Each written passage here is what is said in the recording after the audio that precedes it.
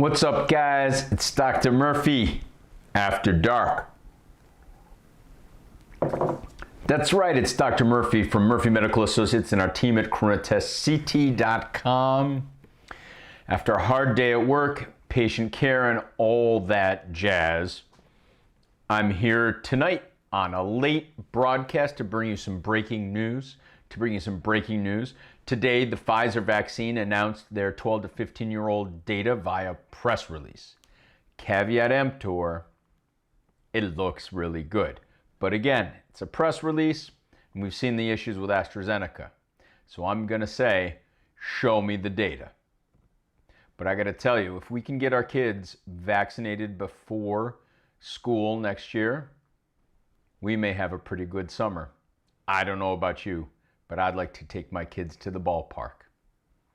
That's right, take me to the ball game today on Murphy's Medical Minute.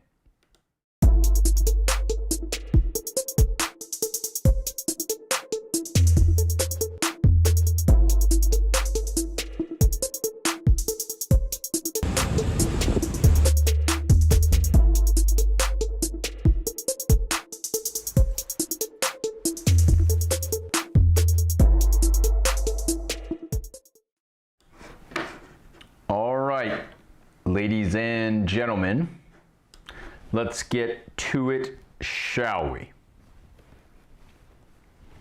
Today on Murphy's Medical Minute, we are going to be going over what it's going to take to get you into a major league ballpark to watch a ball game. That's right, the New York Yankees opening day, it's tomorrow. So let me tell you right now what it's going to take to get you into a ball game during a pandemic. Oh, during a time when the metro tri-state New York City area is spiking with variants. That's right. What are we going to rely on? Antigen testing. Antigen testing is cleared for entrance. Welcome to Yankee Stadium. That's right, this podcast today is going to be for the baseball fans. That's right, it's for the baseball fans, but I'm here to tell you right now, it's not just for the baseball fans. What I'm going to highlight for you is the process I believe that it will take to get into sporting events, to get into Broadway, and frankly, if we're really smart, to get into a bar or a restaurant. That's right, a bar or a restaurant. But right now, sports are back. And we know right now that sports are better outside. We know that outdoor events are going to be a way better, safer place for us to be until everyone can get vaccinated effectively and we can have effective early treatments. Effective early treatments that don't require you going to get IV fluids or IV monoclonal antibodies in a cocktail. So polyclonal antibodies. Polyclonal. What? Yes, polyclonal cocktails. We can debate ivermectin all we want, and certainly I'm here to debate about it, and I certainly see the data that is shown with Pierre Corey in the Frontline Critical Care Coalition that is dedicated to ivermectin. I've seen data from other countries, and it's very good. Early treatment, including molnupiravir, right? Molnupiravir, like Tamiflu, could be a good option here. That being said, the whole goal is to catch a foul ball, not COVID, at the ballpark. We want to catch a foul ball, not COVID, at the ballpark. And so we're going to review a little bit of the antigen protocols, the event protocols that are going on. We have to be careful about opening up too quick. Opening day at Yankee Stadium, that's opening up all right. I know people coming from Philadelphia, coming from New Jersey, coming from Connecticut. Yes, and even coming from Massachusetts to see their New York Yankees. I even heard one person that was desperately trying to get in from the UK.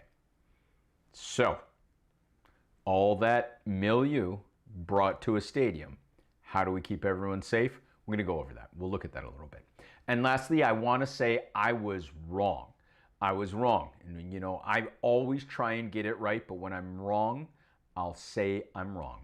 And I was wrong. Let me tell you that I was wrong about the Pfizer vaccine. I was wrong about the children's data coming out. That being said, we still haven't seen the full publication. Why does this matter? Why does opening up matter? Well, because we don't want our kids to get long COVID. We don't want to get long COVID. We don't even want to get short COVID. We don't want to get obesity COVID that kills us. We don't want to just protect the most vulnerable. We also want to protect ourselves and each other. And one of the best ways you can do that is stay outside with ventilation. We've talked about this multiple times on my broadcast. Ventilation is the key to prevent infection. Well, why? Put simply, COVID is airborne. Droplets drop, aerosols spray. Droplets drop, aerosols spray. Aerosols spray. And what we're really appreciating here is the fact that there are levels of transmission of COVID that can only be explained based on aerosol transmission. And I think we've talked about this before. If you are in a humid environment, COVID presents a lot like a droplet. If you are in a dry environment, COVID spreads a lot like an aerosol. A lot like an aerosol. That's why we're advocating HEPA filters in indoor environments. They should be in the bars, they should be in the restaurants, they should be in the exam rooms, they should be in the school classrooms. And the windows should be open. Why? Because if you have closed windows, you can see here in our little picture setup that in an indoor environment, it just floats around. It floats around and it enriches the air, especially that guy on the cell phone talking blah, blah, blah, blah, blah. And we've got a lot of that going on. We've got a lot of that going on. So the data are overwhelming that COVID is airborne. And I will challenge the World Health Organization and the CDC to a debate of data and literature which indicates that transmission was likely airborne. Transmission was likely airborne. It didn't take the Chinese in the very beginning fogging the streets and the buildings for us to pick up on that. We've always been recognizing that it was an airborne disease. It's an airborne disease. Well, I think we're right about that, but I was wrong about Pfizer. Pfizer. Thanks, Tony Fauci. I thought he had lost his mind. I thought he had lost his marbles. Now, listen, he does have the advantage of having the entire federal government's database that I don't have. But the Fauci said vaccines for kids as young as first graders could be authorized by September. I still think he's a little crazy. However, we do know that kids 12 to 15, based on a presser from Pfizer indicate, and a study of 2,000 kids, as I talked about before, far less kids have been studied than adults. Far less kids have been studied than adults. But in that 2,000 child sample, they did not have a single case of COVID in the kids that had the vaccine. That's it. Done. No severe cases, no hospitalizations. Zero. So that's pretty good. The Moderna data is underway right now. As I said before, maybe summer of this year, we'll get some data on Moderna. The J&J stalled at the gate, and unfortunately, the black eye that happened with J&J today, where a manufacturing facility in Baltimore messed up the AstraZeneca versus the J&J, which blows me away because AZ is not even approved in the United States yet. So I guess we're manufacturing it though. And so the manufacturing of the AstraZeneca vaccine and the J&J vaccine may have been mixed together. So you get coverage for South Africa variant, but you also get cerebrovascular thrombus in the brain. Who knows, right? Who knows? We know that certain cities like Berlin are shutting down use of AstraZeneca. We know that countries are not. We know that the European Medicines Association have said the following thing. The risks don't outweigh the benefits, so they're pushing forward with AZ. Do I think that all of these states are going to mandate in the school that kids get vaccinated for COVID? I think it's going to be very tough ethically. I think it'll be very tough, and that's because the lies that we were told early on that kids don't get COVID, which is crazy. I want to take my kids to the ball game. I want to take my kids to the ball game, to Yankee Stadium. That's their birthright. That's their birthright. Those kids have been to that stadium, and I'm going to take them there. They deserve the stadium. So how are we going to do it? How are we going to do it? I'm going to tell you right now how Yankee Stadium is going to be open to the public. It's simple. There's a 3-option way. There's an optionality. You got to love optionality with the Yankees. Option number 1.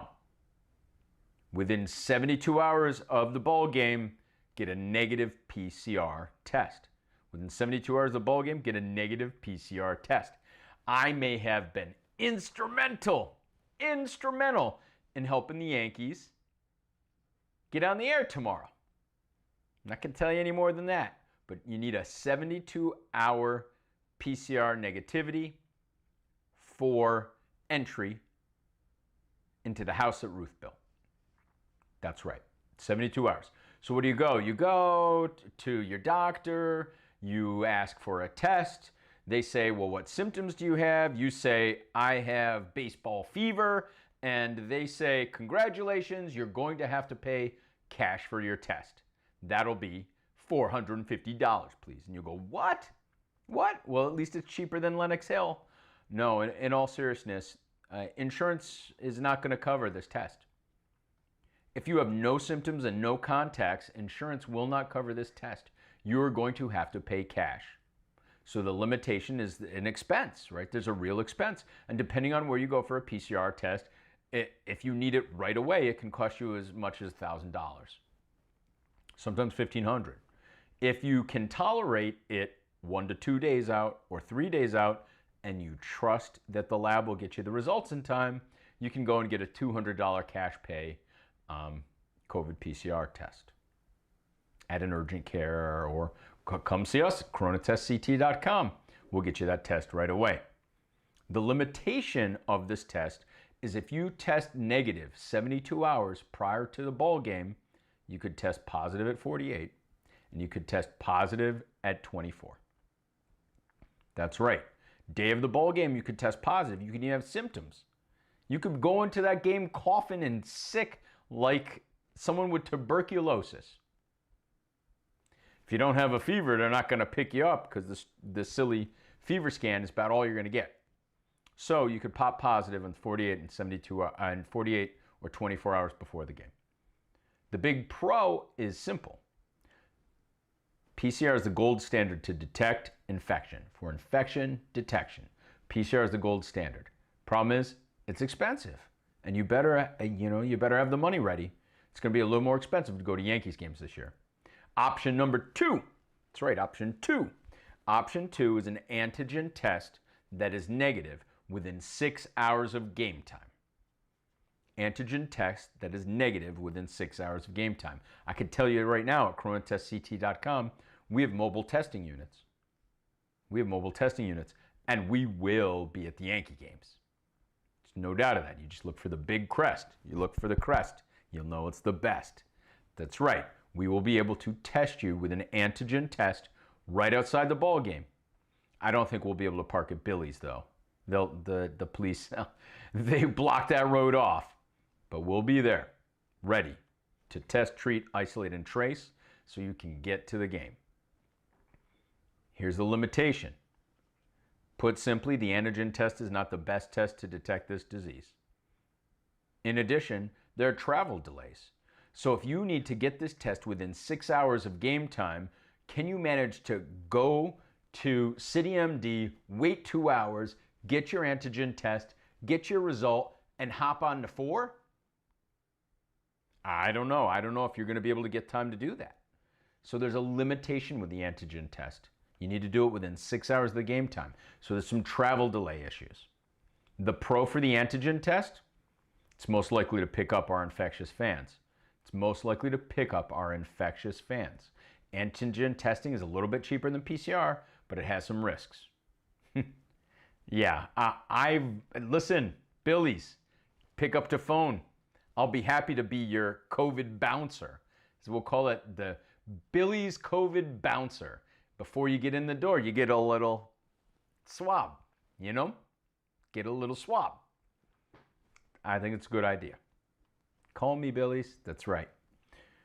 Option number 3. Option number 3. Now, this is the one that tripped up a lot of people. Everyone said, oh, you need proof of vaccination. And Major League Baseball actually said, yeah, you just have to have proof of vaccination. So let me tell you a little bit about vaccination. Vaccination with J&J, you're not fully protected until day 49. Not fully protected until day 49. With Pfizer and Moderna, you are not fully protected until at least 14 days, 2 weeks after your second mRNA vaccine. That's it. So put simply, the Yankees have said you need to wait for, what? That's right. I don't care if you got the vaccine this week. It's not going to be good enough. You need to have a negative PCR or an antigen test. Once you get that shot in your arm, you got to wait 2 weeks before you get to the game. That's right.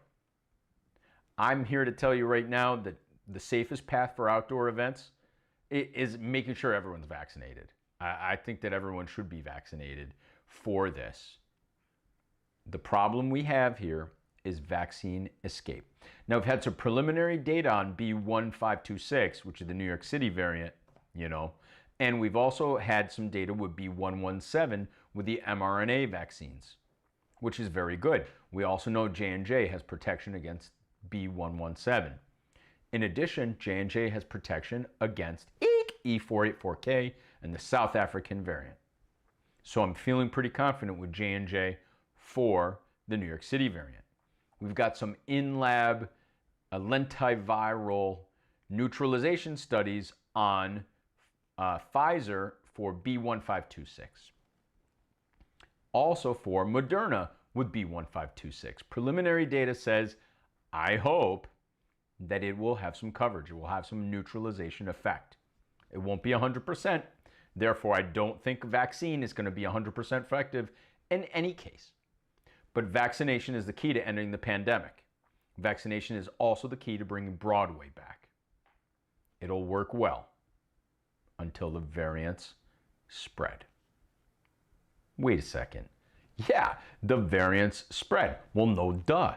The variants are going to spread. As I've said this before, virus gonna virus. Virus gonna virus. We're seeing evidence of massive mutation, which is really interesting with this RNA virus. When the initial data that they presented to us, put simply, was this virus mutates slowly. That's a lie. That's a lie. Why is it a lie? Because it's infecting everyone. So the more people it infects, the more likely it is to mutate. The more likely it is to mutate. And we know some of these variants, including the UK variant, have greater risk of mortality. In Connecticut, numbers are climbing. 5%.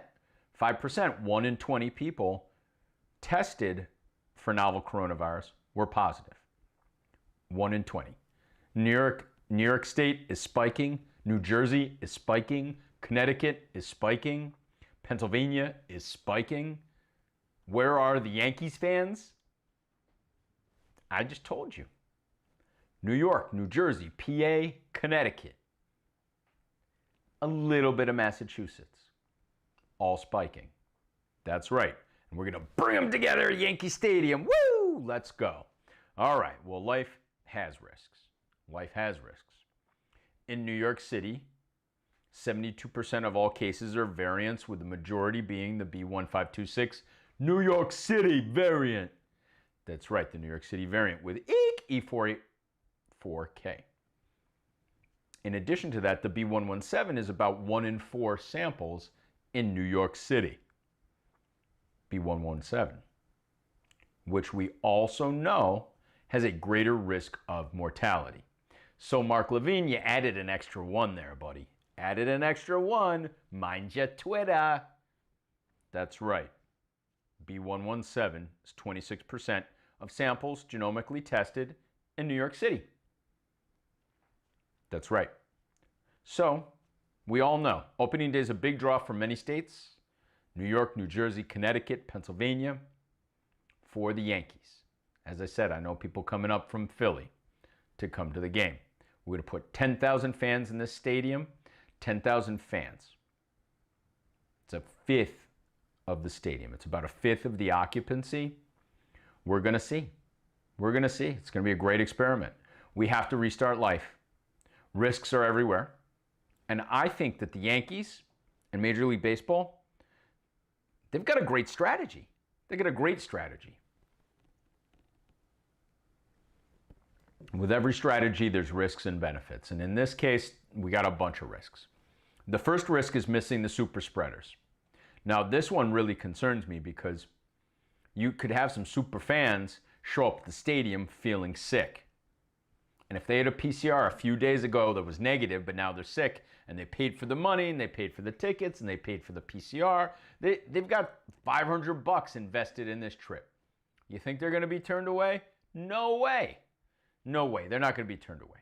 In addition, we have the risk of false negatives with the antigen test that come all the way up. They're a super spreader.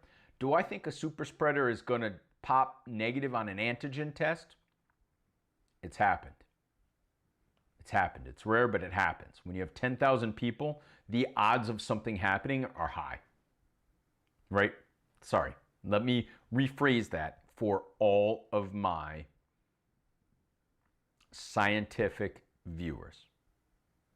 The likelihood of a false negative roughly stays the same.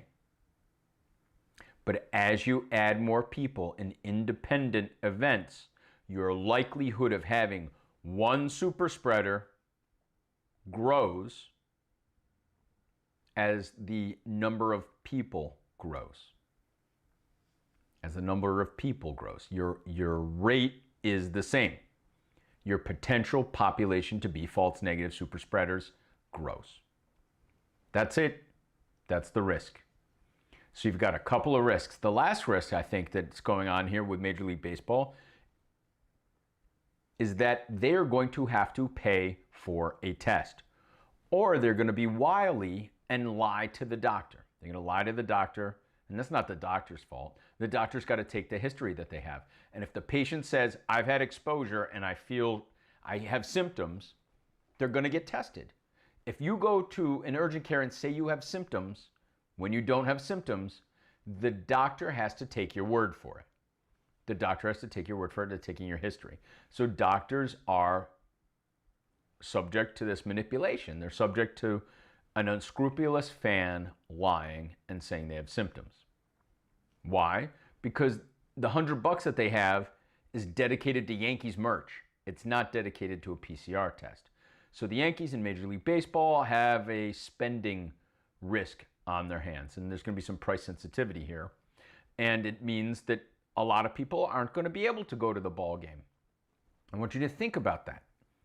A family of 4 needs negative PCR tests and they don't have symptoms. Right there, that's $1,000 minimum. Could be $3,000 depending on where you go get the test to attend a baseball game. So I think baseball game attendance is going to be down until we get this wrapped up. I also believe, and I'll tell you this right now, that this is the safest path for outdoor events. Frankly, I don't think we should be having indoor events. Sorry, MSG, I think it's a big risk. We forget about the faulty test results. We forget about the limitations here. We hope and we pray we don't spread COVID indoors. Have you been to Winter Garden?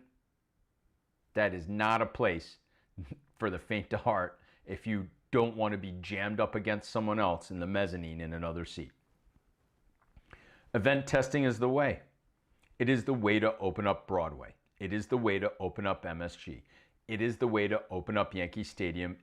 It is the way to open up Billy's. It is the way to open up Turtle Bay. It is the way to open up everywhere. If we want to bring New York City back to life, we're going to see a lot of vans with antigen testing.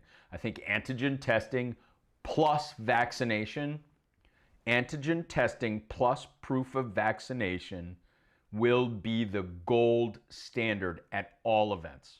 Weddings, graduations, bar mitzvahs, Yankee games, Ranger games, Nets games, all of it. Broadway comes back with antigen testing and proof of vaccination. So congratulations, Michael Mina. I agree with you. Proof of vaccination plus antigen testing may be the very safest way that we go about opening New York City up again.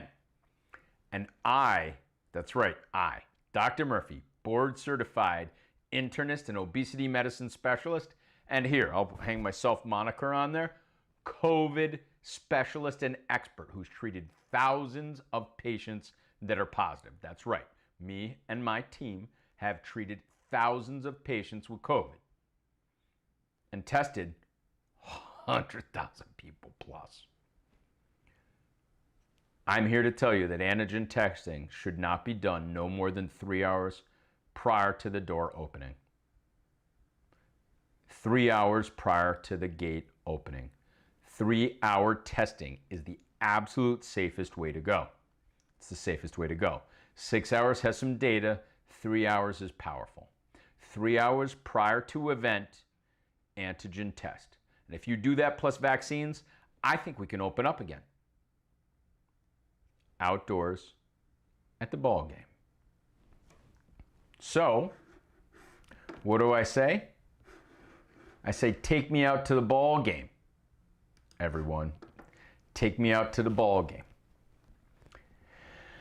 And right now, I think that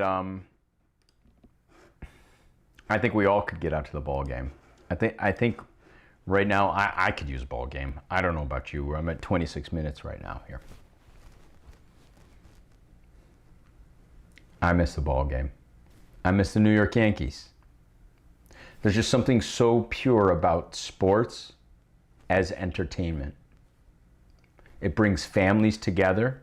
It brings communities together and gives a sense of purpose. And it's a nice distraction from the stress that we have every day. It's a fantastic distraction from the stress we have every day. And we know right now, I'll tell you, we have to find a way. We have to find a way to ease up the stress.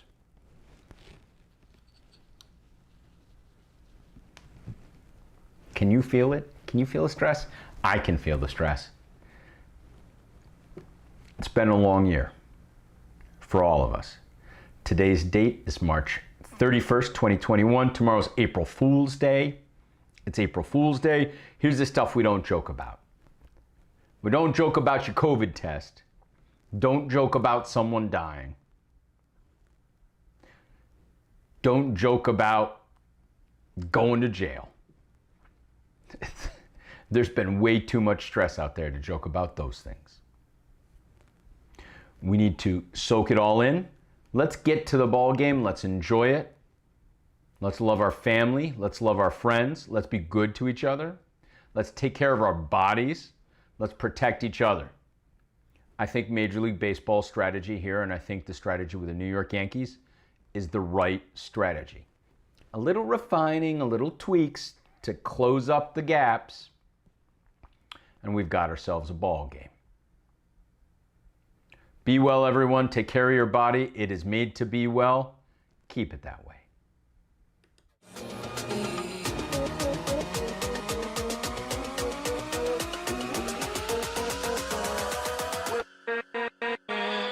With